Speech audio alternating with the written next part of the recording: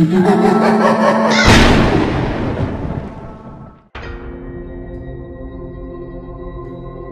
భయంకరమైన నిజం నిజంగానే జరిగిన ఘటన ముంబైది. ముంబై ఫిల్మ్ ఇంకా టీవీ ఇండస్ట్రీలో దేవత. ఇక్కడ ప్రతిరోజు వేలల్లో సినిమాలు ఇంకా టీవీ షోల షూటింగ్ జరుగుతుంది. ప్రతిరోజు వేల కొలది యాక్టర్స్ పని. అడగడానికి రోడ్లపై తిరుగుతారు. కొందరి కెరియర్ సెట్ అవుతుంది, ఇంకా కొందరి జీవితం నాశనం అయిపోతుంది. శనయ కూడా అలాంటి యాక్ట్రెస్. ఆమె ముంబైలో ఉండి చెమటని రక్తంగా ఒక్కటి చేసి ఈరోజు ఆమె టీవీ ఇండస్ట్రీలో క్వీన్. పరిస్థితులు ఎలా ఉన్నాయంటే శనయ షోలో లేకపోతే టీవీ టీఆర్పీ పెరిగేది కాదు. అందుకే పనివ్వడానికి శనయ ఇంటి ముందు ప్రొడ్యూసర్స్ లైన్ ఉండేది. లైన్ ఉండాల్సిందే. శనయ చాలా అందగత్తే, ఇక తోడుగా చాలా టాలెంటెడ్ కూడా.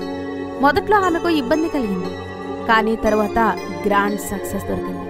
అది ఆమెకు అంతా ఇచ్చేసింది. సక్సెస్ కారణంగా చాలా పొగరుబోతుగా మారిపోయింది. ఇప్పుడు అంతా సక్సెస్ తర్వాత పొగరు ఉండాల్సిందే. శనయ ఏ సెట్ పైకి వెళ్ళినా ఆ సెట్ గురించిన మాటలు జనాలు మాట్లాడుకోకుండా ఉండేవారు కాదు. స్పాట్ స్పాట్ స్పాట్ టీ తీసుకురా. ఇప్పుడే తెస్తా మేడం. స్పాట్ టీ చేసి ఒక టీలో 2 చెంచాల చక్కెర వేసి కలుపుతుంటాడు. అప్పుడే స్పాట్ ఇన్ఛార్జ్ వస్తాడు. ఏయ్, ఈ టీ శనయ మేడం కొరకేనా? అవును, ఏమైంది సార్? పడేయ్, దీన్ని ఇప్పుడే పడేసేయి. నువ్వు ఒక పని చెయ్యి. కానీ ఏంటి సార్? నేను చెప్తున్నాను కదా, పడేయ్. షూటింగ్ ఆపేయాలా ఏంటి? నీ ముఖాన్ని కాల్చుకోవాలనుందా? శనయ మేడం టీలోని కేవలం ½ స్పూన్ మాత్రమే షుగర్ వేయాలి. స్పాట్ టీ పారబోసి ఇంకా మరొక టీ చేసుకుని అందులో సగం చెంచా చక్కెర వేస్తాడు. మేడం కోపం అంత డేంజరా? నువ్వు దీనికి కొత్త ఏంటి? ఈ విషయం 2 సంవత్సరాల క్రితం జరిగింది. అప్పుడు ఇక్కడే ఒక సీరియల్ నడుస్తుంది. షూటింగ్ హోల్డ్ చెయ్యి, నేను టీ తాగాలి. ఇప్పుడే తెస్తాను మేడం. స్పాట్ టీ తీసుకొస్తాడు. ఇక శనయ టీ తాగుతుంటుంది. మొదటి సిప్ చేయగానే ఆమె టీతో నిండిపోయి ఉన్న కప్ స్పాట్ ముఖం పైన విసిరేస్తుంది. స్పాట్ ముఖం కాలిపోతుంది. టీలు చక్కెర దుకాణం తెరిచావయ్యేంటి ఈడియట్? తెలీదు టీ కప్పులో కేవలం సగం చెంచా చక్కెర వేస్తారు అని? లావైపోతే అత్తగారి పాత్రలు వేస్తూ తిరగాలి. వెళ్ళిక్కడి నుంచి. మళ్ళీ నీ ముఖం చూపించుకు నాకు. వెళ్ళిక్కడి నుంచి. పాపం, అతని ముఖం మొత్తం కాలిపోయి ఉండొచ్చు. నువ్వు ముఖం గురించే మాట్లాడుతున్నావు. రాత్రికి అతన్నే కాల్ చేయాల్సి వచ్చింది. అంటే ఇక అతను తనకు జరిగిన అవమానాన్ని తట్టుకోలేకపోయాడు. అతను విషం తాగి ఆత్మహత్య చేసుకున్నాడు. ఈ విషయం బయటికి రాకూడదని ప్రొడక్షన్ వాళ్లే రాత్రికి రాత్రే అతని అంత్యక్రియలు చేశారు. అందుకే నువ్వు జాగ్రత్తగా ఉండు. ప్యాకప్ అయింది. ఇక శనయ తన కారులో కూర్చుంది. మళ్ళీ బండిని రాజ్వీర్ బంగ్లాకు తీసుకెళ్ళు.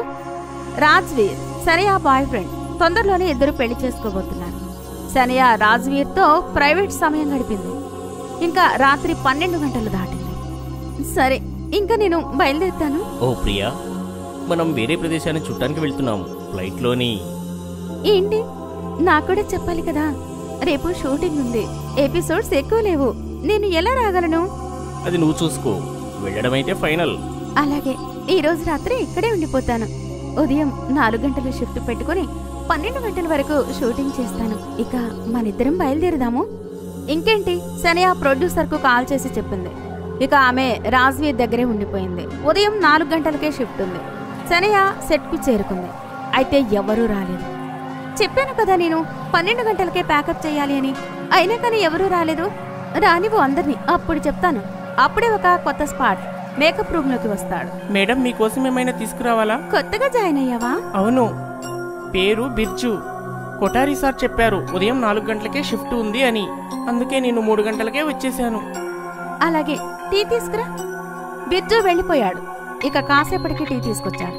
ఎలాగైతే శనయ మొదటి సిప్ చేసిందో టీ చాలా తీయగా ఉంది. ఆమె వెంటనే టీ కప్పు బిర్జు ముఖం పైన విసిరేసింది. ఇక తలెత్తి బిర్జు వైపు చూసింది. అయితే ఆమె ఊపిరి ఆగిపోయింది. బిర్జు ముఖమే కాదు, అతని శరీరమంతా కాలిపోయింది. శరీరమంతా ఆకుపచ్చ ఇంకా నీలం రంగులో ఉంది. బిర్జు మనిషి కాదు, ఒక భయంకరమైన భూతం. భూతం భూతం కాదు, బిర్జుని. 2 సంవత్సరాల ముందు నా ముఖం పైన టీ విసిరి అందరి ముందు నా పరువు తీశావు చూడు. నేను ఆ బాధతోనే ఆత్మహత్య చేసుకున్నాను. ఇంట పొగరుబోతు మనిషివి, నిన్నెలా వదిలిపెడతాను? అది విని శనియా ఇంకా చాలా భయపడిపోయింది. ఇక అటు ఇటు పరిగెత్తుతుంది. తలుపులు బాదుతోంది, కానీ తలుపులు బయట నుంచి గడియ వేసి ఉంది. కాపాడండి, కాపాడండి, హెల్ప్! ఎవరైనా ఉన్నారా? Please help! ఎవ్వరూ లేరు. అందరూ రావడానికి కనీసం అరగంట సమయం పడుతుంది. అంతవరకు నేను నిన్ను అంతం చేసేస్తాను. అది విని శనియా బిర్జు ముందు బ్రతిమలాడుతుంది. ప్లీజ్ ప్లీజ్ నన్ను వదిలే. నేను నా తప్పును ఒప్పుకుంటాను. నువ్వేది చెప్తే అది నేను చేయడానికి సిద్ధంగా ఉన్నాను. కానీ ప్లీజ్ నన్ను వదిలే, ప్లీజ్ నన్ను వదిలే. ఒకవేళ అలా అయితే నువ్వు నాకు నా శరీరాన్ని తిరిగిచ్చేయి.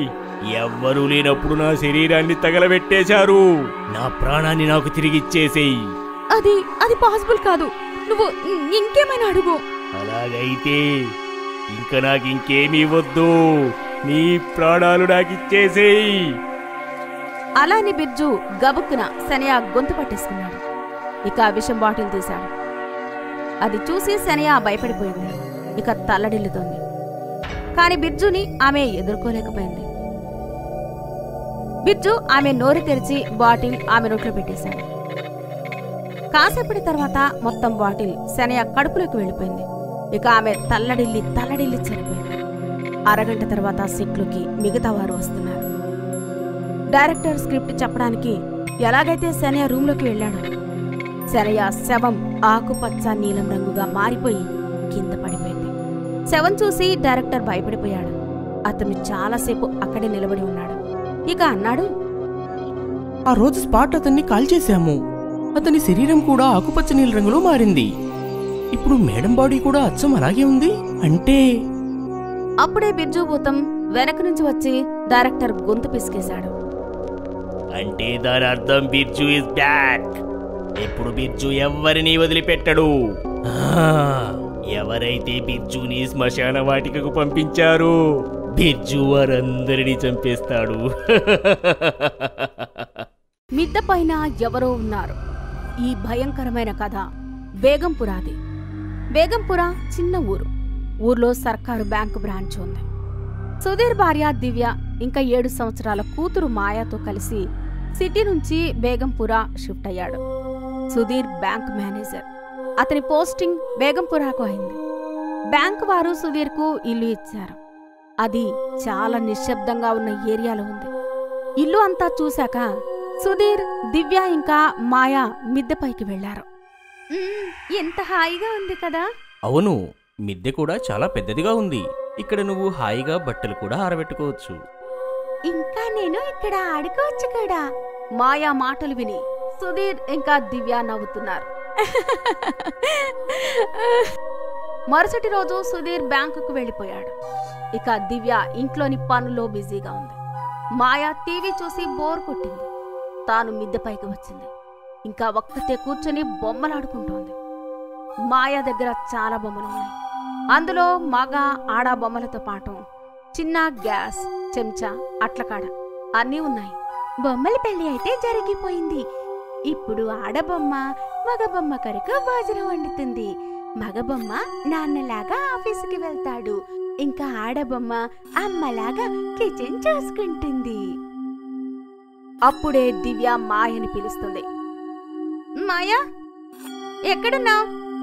మాయా, భోజనం సిద్ధంగా ఉంది, తొందరగా రా. మాయా, మాయా, మాయా. నా బొమ్మ భోజనం రెడీగా ఉంది. మీరిద్దరూ తరువాత తినండి. ముందు నేను తిని వస్తాను, ఓకే? అలా అని మాయా మిద్దెపై నుంచి కిందికి వస్తుంది. ఇటు సుధీర్ ఆఫీసులో కూర్చొని తన పని చేసుకుంటున్నాడు. నారాయణ, చెప్పండి సార్. పాత మేనేజర్ దగ్గర పెండింగ్ లో ఉన్న ఫైల్స్ మొత్తం నా టేబుల్ పై పెట్టు. అలాగే ఇప్పుడే తీసుకొస్తాను సార్. కానీ ఒక విషయం అడగాలనుకుంటున్నాను. అడుగు. మీరు బ్యాంక్ ఇచ్చిన ఇంట్లోనే ఉంటున్నారు కదా సార్? అవును, కానీ ఎందుకు, ఏం జరిగింది? ఏమీ లేదు, నేను ఫైల్స్ తీసుకొస్తాను సార్. అటు భోజనం చేయగానే మాయా మిద్దెపైకి వెళ్తుంది. సడన్ గా తాను అరుస్తుంది. Mummy, mummy, mummy. మాయ అరుపులు విని దివ్య గుండె ఆగిపోయింది. ఆమె పరిగెత్తుకుని పైకి వస్తుంది. ఏమైంది మాయా? నువ్వు బాగానే ఉన్నావా? ఏమైంది తల్లి? మమ్మీ కిందకి చూడు. దివ్య కిందకి చూసింది. అయితే ఆమె కూడా భయపడింది. మాయా కట్టుకున్న బొమ్మల ఇల్లు ఎవరో ముక్కలు ముక్కలుగా చేసేశారు. ఎవరైనా మిద్దెపైకి వచ్చారా? తెలీదు, నేనైతే కిందికి వచ్చాను. అప్పుడే సడన్ గా పసుపు రంగు కళ్ళ ఒక నల్ల పిల్లి మిద్దె గోడపై నుంచి మాయా ఇంకా దివ్యాని చూస్తుంది. మాయా భయపడిపోయింది. Mummy, cat! ఓహో, అయితే మహారాణి వచ్చిందా దీన్నంతా చెడగొట్టడానికి? వెళ్ళు వెళ్ళు. పిల్లి పారిపోయింది. ఇక దివ్య మాయని తీసుకొని కిందికెళ్ళిపోయింది. Sir files.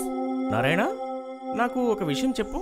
ఇంతకు ముందు ఉన్న మేనేజర్ అతని పేరేంటి? రస్తోగి సార్. రస్తోగినా? అది సరే, అతను ఎలా చనిపోయాడు? సుధీర్ ప్రశ్న విని నారాయణ్ భయపడిపోయాడు. అయ్యో, ఏంటో చెప్పు. రస్తోగి తరువాత మిగతా మేనేజర్స్ అందరూ 4 రోజులకే ట్రాన్స్ఫర్ చేయించుకుని వెళ్ళిపోయారు. ఎందుకు?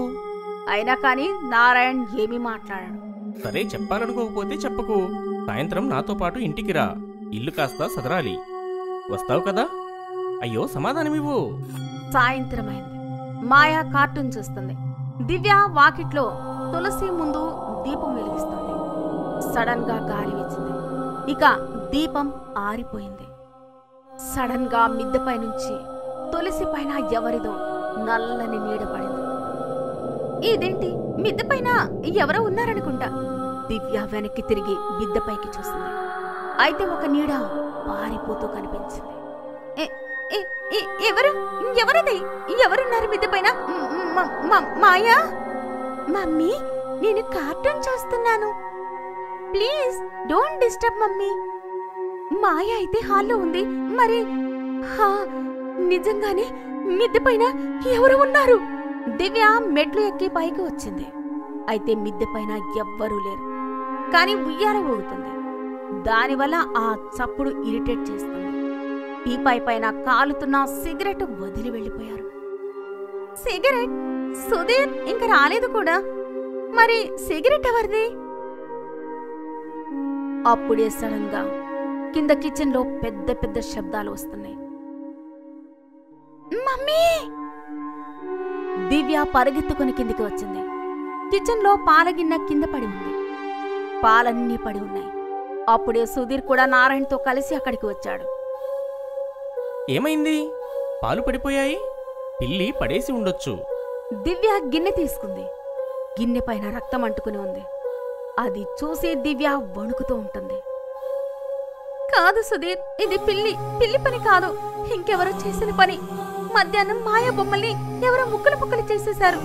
నాకనిపించింది పిల్లేమో అని. కాని కాదు. దీపం ఆరిపోవడం, ఆ నల్లని నీడ, ఆ వెలుగుతున్న సిగరెట్, ఇప్పుడు ఈ రక్తం. నాకనిపిస్తుంది సుధీర్, మిద్దె పైన ఎవరో ఉన్నారు అని. కానీ ఎవరు? నువ్వు నా మాట విను. ఏదో నల్లని నీడ. కమాన్ దివ్య, స్టాప్ ఇట్. అక్కడే నిలబడి ఉన్న నారాయణ్ వణుకుతూ అన్నాడు. మేడం సరిగానే చెప్తుంది సార్.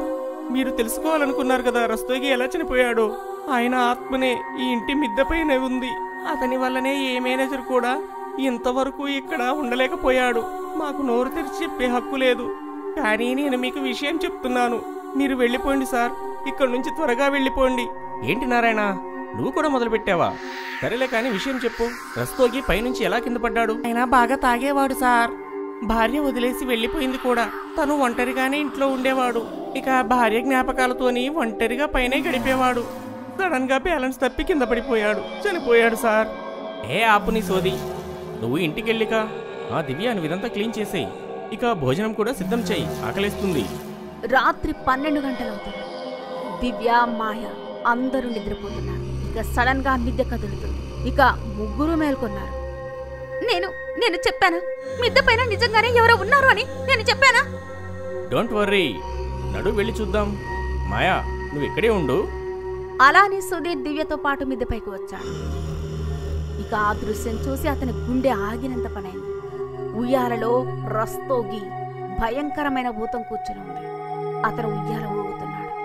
ఉయ్యాల చప్పుడు నిశ్శబ్దాన్ని భంగపరుస్తోంది. సడన్ గా ఉయ్యాల ఆగిపోయింది. మీరింకా ఇక్కడే ఉన్నారా?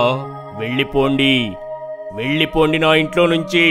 రస్తోగి, ఎందుకిలా అందరినీ బాధ పెడుతున్నావు? నేను మాటలు మళ్ళీ చెప్పను. రేపు ఉదయం వరకు సమయం ఉంది. వెళ్ళిపోండి, లేకపోతే మీ కూతురు రేపు నాతో పాటు ఉయ్యాల్లో ఊగుతుంది. సుధీర్, పద ఇక్కడ నుంచి. నేను చెప్పేది విను, వెళ్దాం పదా. షాక్ లో ఉన్న సుధీర్ దివ్యతో పాటు కిందకి వచ్చాడు. రాత్రంతా ఇద్దరు కలిసి ప్యాకింగ్ చేస్తున్నారు. ఇక ఉదయం అవ్వగానే మాయతో పాటు ఇల్లు వదిలేసి సిటీకి బయలుదేరి వెళ్ళిపోయారు.